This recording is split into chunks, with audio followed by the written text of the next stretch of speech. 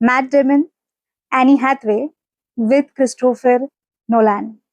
भाई जादू, मैजिक है ये पिक्चर। डायरेक्टर वही जो मूवी मन भाए, द ओडिसी। इसे आप मास्टरपीस कह लो, ऑस्कर के लाइन में खड़ी हो जाएगी कह लो, जो चाहे कह लो। जो मूवी आपके मन को छू जाए, दिमाग को सन्ना जाए, और व्यूअर अगर थिएटर के बाहर निकलते ही बोले कि मजा आया, तो वो होती है उस मूवी की असली पहचान। ऐसी मूवीज ना बहुत रेयरली बनती है, और जब भी ऐसी मूवीज बनती है तो हम सभी को ये मूवीज देखनी चाहिए। इस मूवी का असली मजा ना आईमैक्स के थिएटर में बैठ के देखने में ही है, क्योंकि तभी आपको लगेगा कि आप उस हर सीन में हो जो आप देख रहे हो। क्रिस्टोफर नोलान की डायरेक्शन और भाई इस बंदे की सोच नेक्स्ट लेवल है। इस मूवी के विजुअल्स है ना इतने बढ़िया है, आपको पता है कि ये मूवी वीएफएक्स से बनी है। हाँ, मतलब रियल लोकेशन पे शूटिंग्स भी हुई है, लेकिन वीएफएक्स का यूज हुआ है, आपको पता है। लेकिन एक पल के लिए भी, 3 घंटे में एक पल के लिए भी आपको नहीं लगेगा कि मैंने कुछ वीएफएक्स वाला देखा है।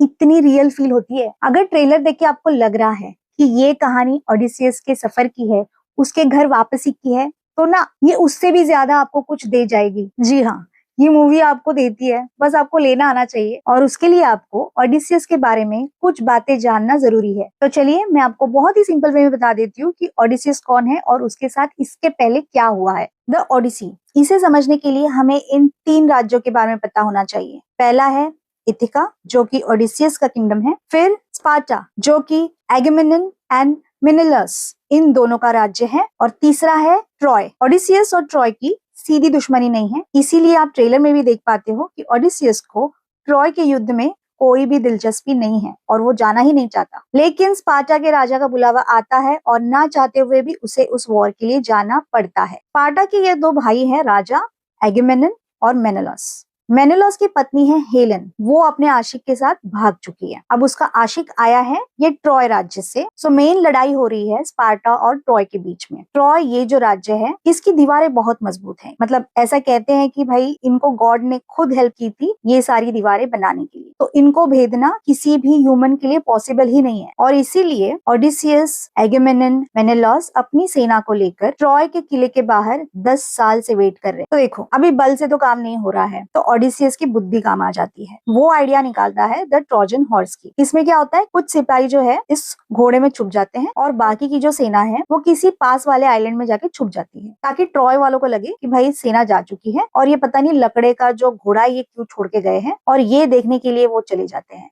यही से शुरू होती है ओडिसियस की, यानी कि द ओडिसी की कहानी। अब ऑब्वियसली ओडिसियस ये वॉर जीत जाता है, और वो ट्रॉय से अपने घर इथिका किस तरह से वापस आता है उसके बारे में ये पिक्चर है। इसके अलावा आपको पता होने चाहिए ग्रीक गॉड्स, जैसे कि ज़ूस जो देवताओं का राजा है, पोसाइडन जो समुद्र का राजा है, हीलियस यानी सूर्य देव, और अथीना ये विजडम की देवी है। इसके अलावा कुछ शब्द है जो आपको मूवी समझने में मदद करेंगे, जैसे कि सूटर्स यानी कि ऐसे युवा जो रानी को जीतने आए हैं। अंडरवर्ल्ड, ये बॉलीवुड वाला अंडरवर्ल्ड नहीं है, ये ग्रीक माइथोलॉजी वाला अंडरवर्ल्ड है, जहाँ पे आप मरे हुए लोगों से मिल सकते। अब ओडिसियस 20-21 साल से अपने राज्य लौटा नहीं है, और इसीलिए उसकी बीवी पेनेलोपी, उसके ऊपर प्रेशर बना हुआ है कि उसको इन सूटर्स में से एक को चुन के उससे शादी करनी पड़ेगी। आई थिंक इतना काफी है मूवी को समझने के लिए, उसे एंजॉय करने के लिए, उसे फील करने के लिए। बाकी जब आप ओडिसियस की जर्नी स्क्रीन पे देखोगे तो आप खुद ही हैरान हो जाओगे कि उससे क्या क्या देखना पड़ा, क्या क्या सहना पड़ा, किस चीजों से गुजरना पड़ा, और इन सब चीजों को नोलान ने बहुत ही बढ़िया तरीके से आपको दिखाया है। इस मूवी की खास बात क्या पता है,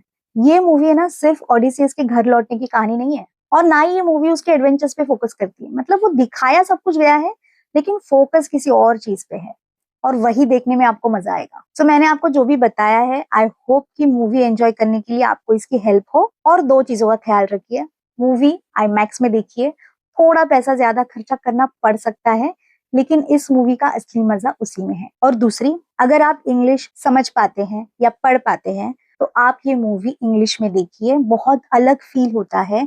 इनके जो डायलॉग्स हैं वो सेंस बनाने लगते हैं और लिटरली आपके दिल को छू लेते हैं। हिंदी में वो मजा नहीं है, मतलब मैंने हिंदी वाली मूवी देखी नहीं है, लेकिन अगर आप ये ट्रेलर को देखोगे, घर भेज दो मुझे, help me go home.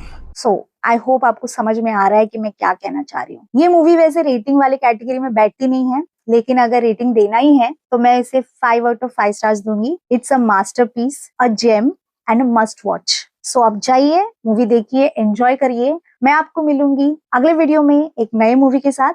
तब तक के लिए बाय बाय।